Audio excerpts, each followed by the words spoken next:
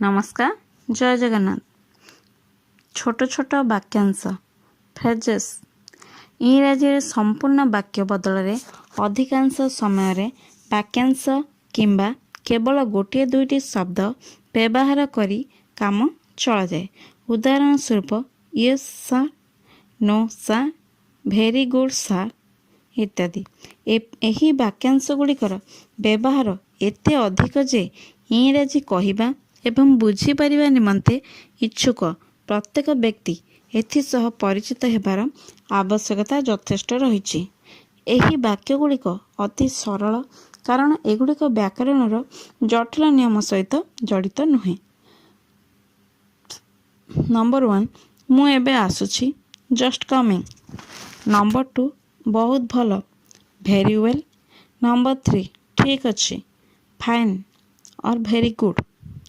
Number 4 जेपरी आपणक इच्छा अज you like और अज you please. Number 5 आउ किछि एनीथिंग एल्स। नंबर 6 यथेष्ट दैट इज एनफ। नंबर 7 सम्मान पाई धन्यवाद thanks for this honour. Number 8 ठीक ओके। नंबर 9 काहे कि नहीं व्हाई नॉट। नंबर 10 अल्प भी नहीं नॉट ए बिट। नंबर 11 जत्न नियम टेक केयर। नंबर 12 आसंता काली देखा हब सी यू टुमारो। नंबर 13 हाँ अवश्य yes by all means. Number 14 बहुत किछि this is too much. Number 15 हाँ आज्ञा यस सर। नंबर 16 केबे नुहे no not at all. Number 17 किछि कथा नुह नेवर माइंड डजंट मैटर। आउ किछि नहीं नथिंग एल्स।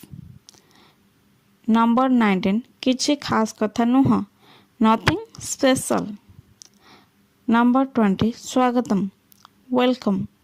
नंबर 21 भरोसा रख रेस्ट एश्योर। नंबर 22 बहुत दिनरू देखा होई नहीं long time no see. Number 23 विदाय गुड बाय। नंबर 24 आपण को विदाय बाय बाय। नंबर 25 अल्प भी नुह नॉट द लिस्ट।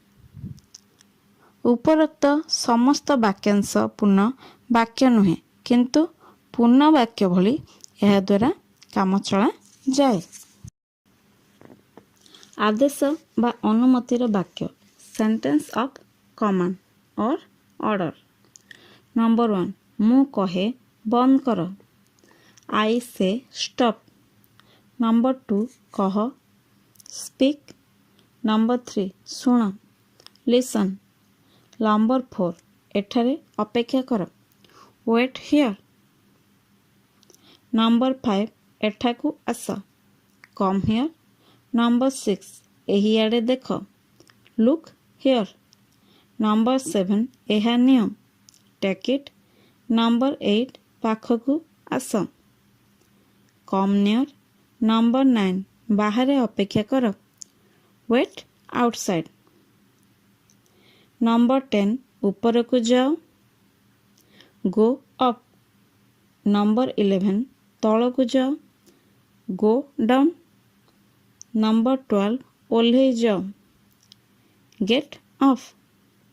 नंबर 13 प्रस्तुत हुआ बी रेडी और गेट रेडी।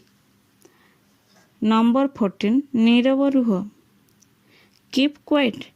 नंबर 15 सावधान बी केयरफुल और बी कॉशियस। नंबर 16 धीरे धीरे चलो गो स्लोली और वॉक स्लोली। नंबर 17 तुरंत जाओ गो एट वंस। नंबर 18 एठी रुह स्टॉप हेयर। नंबर 19 सीधा जाओ गो स्ट्रेट। ନମ୍ବର 20 ଚାଲିଯାଅ ବା ବାହାରି ଯାଅ, ଗୋ ଆୱେ ଅର୍ ଗେଟ୍ ଆଉଟ୍। କର୍ତ୍ତା ନଥିଲେ ମଧ୍ୟ ଏଗୁଡ଼ିକ ପୂର୍ଣ୍ଣ ବାକ୍ୟ ଅଟେ, କାରଣ ଏଥିରେ କ୍ରିୟାର ବ୍ୟବହାର ଅଛି ଏବଂ ଏଗୁଡ଼ିକ ଆଦେଶ କମାଣ୍ଡ ସୂଚକ ବାକ୍ୟ। ଏଥିରେ ୟୁ ତୁମେ କର୍ତ୍ତାର ପଛନ୍ନ ପ୍ରୟୋଗ ହୁଏ, ଅର୍ଥାତ୍ ୟୁ ଅଣ୍ଡରଷ୍ଟୁଡ୍ ଅଟେ। ମନେ ରଖନ୍ତୁ, ରିମେମ୍ବର। ନମ୍ବର 1 ଉପର ବି ଲିଖିତ ଭାଗରେ ସବୁଗୁଡ଼ିକ ଆଜ୍ଞା ବା ଆଦେଶ ସୂଚକ ବାକ୍ୟ ଅଟେ। ଆପଣ ସାଧାରଣ ଚେଷ୍ଟା କଲେ ଏଗୁଡ଼ିକୁ ପ୍ରାର୍ଥନା ସୂଚକ ବାକ୍ୟରେ ବଦଳାଇ ପାରିବେ। ଉପରୋକ୍ତ ସମସ୍ତ ବାକ୍ୟର ପ୍ରାରମ୍ଭରେ ପ୍ଲିଜ୍ ବ୍ୟବହାର କରନ୍ତୁ। ପ୍ରଥମ ବାକ୍ୟ ଏହି ପ୍ରକାରେ, ପ୍ଲିଜ୍ ଷ୍ଟପ୍, ଦୟାକରି ବନ୍ଦ କରନ୍ତୁ। ଏହିପରି ସମସ୍ତ ବାକ୍ୟ ଗଠିତ ହୋଇପାରିବ। ଏହି ବାକ୍ୟଗୁଡ଼ିକରେ କ୍ରିୟାର ଅର୍ଥ ଆଦର ସୂଚକ ହୋଇଯିବ। ନମ୍ବର 2 ଆପଣ ଯେତେବେଳେ ଆପଣଙ୍କ ଅଧିକାରୀଙ୍କୁ ଛୁଟି ମାଗିବେ କିମ୍ବା ଅନ୍ୟ କିଛି ପ୍ରାର୍ଥନା କରିବେ, ସେଠାରେ ପ୍ଲିଜ୍ ସ୍ଥାନରେ କାଇଣ୍ଡଲି ବ୍ୟବହାର କରନ୍ତୁ। ଯେପରି, ଦୟାକରି ମୋତେ ଗୋଟିଏ ଦିନ ଛୁଟି ଦିଅନ୍ତୁ, କାଇଣ୍ଡଲି ଗ୍ରାଣ୍ଟ ମି ଲିଭ୍ ଫର୍ 1 ଡେ। ନମ୍ବର 2 ଦୟାକରି ବିଷୟବସ୍ତୁକୁ ଦେଖନ୍ତୁ, କାଇଣ୍ଡଲି ଲୁକ୍ ଇନ୍ଟୁ ଦ ମ୍ୟାଟର। ଏହି ଦୁଇଟି ସ୍ଥାନରେ ପ୍ଲିଜ୍ ଶବ୍ଦ ଠିକ୍ ନୁହେଁ, କାଇଣ୍ଡଲି ଶବ୍ଦର ବ୍ୟବହାର କରାଯିବା ଉଚିତ। ନମ୍ବର 3 ଡୋଣ୍ଟ, ଡୁ ନଟ୍ ଶବ୍ଦର ସଂକ୍ଷିପ୍ତ ରୂପ ଅଟେ। ସେହିପରି କ୍ୟାଣ୍ଟ, କ୍ୟାନ୍ ନଟ୍ର ସଂକ୍ଷିପ୍ତ ରୂପ ଅଟେ। ନମ୍ବର 4 ଆଦେଶ ଏବଂ ପ୍ରାର୍ଥନା ସୂଚକ ଅନେକ ବାକ୍ୟ ନବମ ଦିନରେ ଦେଖନ୍ତୁ।